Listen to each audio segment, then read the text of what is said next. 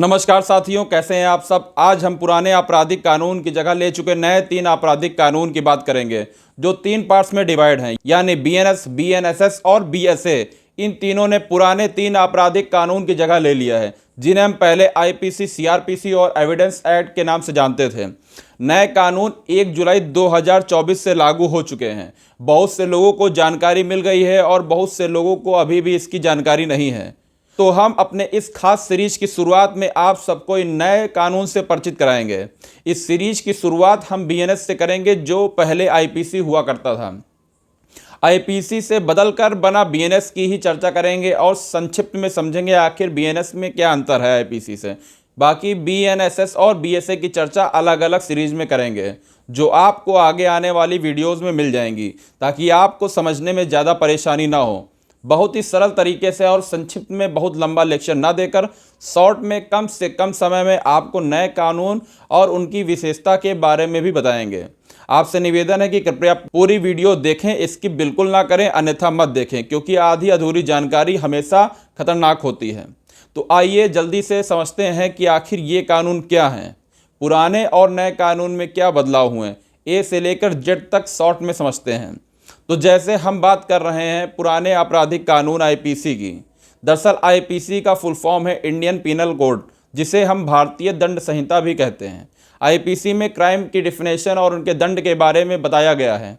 IPC का प्रमुख उद्देश्य सभी प्रकार के अपराधों को परिभाषित करना और उनके दंड प्रदान करना है। इसमें विभिन्न प्रकार के अपराधों की परिभाषा दी गई है, जैसे कि हत्या, चोरी, देशद्रोह, आत्महत्या आदि। आईपीसी में कुल 511 धाराएं हैं और 23 चैप्टर में इन्हें डिफाइन किया गया है। 1 जुलाई 2024 से नए कानून ने जगह ले ली है, जो कि अब आईपीसी ना होकर बीएनएस हो गया है, जिसे हम भारतीय न्याय संहिता भी कहते हैं। बीएनएस में कुल 358 धाराएं हैं। आखिर इन धाराओं का क्या मतलब है, क्या काम है, कब लगती हैं, तो मैं आपको सरल भाषा में समझाता हूँ। आपने अपने जीवन में कुछ ऐसी धाराओं के बारे में ज़रूर सुना होगा। जैसे कोई अपराध होता था तो ज़्यादातर आम लोग भी कुछ धाराओं से परिचित ही होते थे, जैसे धारा 302 हत्या करना, धारा 420 चोरी या धारा 376 बलात्कार या ऐसी अन्य आपराधिक धाराएं किसी भी व्यक्ति पर तब लगती हैं जब कोई व्यक्ति इन धाराओं से जुड़ा कोई अपराध करता है। पर अब ये धाराएं भूल जाइए। अब 1 जुलाई 2024 से नया कानून लागू हो चुका है। अब कोई भी व्यक्ति 1 जुलाई 2024 के बाद कोई अपराध करता है, किसी अपराध में दोषी पाया जाता है, तो उसे भारतीय न्याय संहिता के आधार पर दंडित किया जाएगा, ना कि भारतीय दंड संहिता के आधार पर। अब समझते हैं कि भारतीय न्याय संहिता में क्या खास बदलाव हुए हैं। अब 1 जुलाई 2024 से नया कानून लागू हो चुका है। अब कोई भी व्यक्ति 1 जुलाई 2024 के बाद कोई अपराध कारित करता है, किसी अपराध में दोषी पाया जाता है, तो उसे भारतीय न्याय संहिता के आधार पर ही दंडित किया जाएगा। अब समझते हैं कि क्या खास बदलाव हुआ आईपीसी के जगह ले चुके बीएनएस में।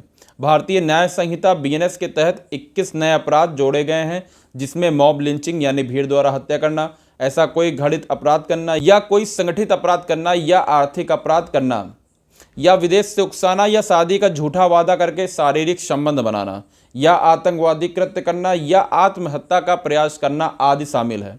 इसके अलावा बीएनएस में कई और बदलाव भी किए गए हैं, जैसे 175 धाराएं बदल दी गईं, 22 धाराएं समाप्त कर दी गईं, कई अपराधों में न्यूनतम सजा का प्रावधान किया गया है।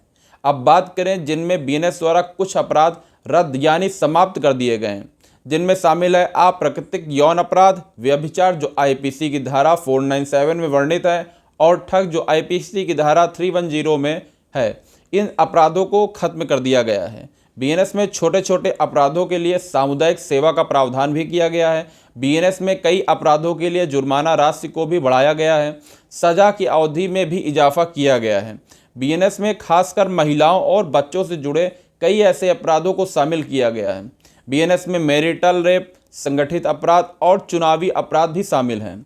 बीएनएस द्वारा लाए गए कुछ अन्य प्रावधान भी हैं, जैसे फर्जी व झूठी खबरों को प्रकाशित करना भी अब अपराध की श्रेणी में आएगा, और सार्वजनिक संपत्ति को नुकसान पहुंचाने वालों पर नुकसान के बराबर ही जुर्माना लगाया जाएगा और उनसे वसूली की जाएगी। अब बात करें भारतीय न्याय संहिता बीएनएस की कुछ मुख्य विशेषताओं की, तो वह यह है कि भारतीय न्याय संहिता बीएनएस भारतीय दंड संहिता आईपीसी से काफ़ी सरल और स्पष्ट भी है। इसमें आधुनिक अपराधों के लिए दंड का प्रावधान भी दिया गया है। साथ ही पीड़ितों के सुरक्षा के लिए बेहतर अधिकार शामिल हैं। महिलाओं और बच्चों से संबंधित अपराधों के लिए भी विशेष प्रावधान दिए गए हैं तथा छोटे मोटे अपराधों में जुर्माना लगाकर रिहा करना, ताकि कोर्ट में लंबित मामलों के बोझ को कम किया जा सके।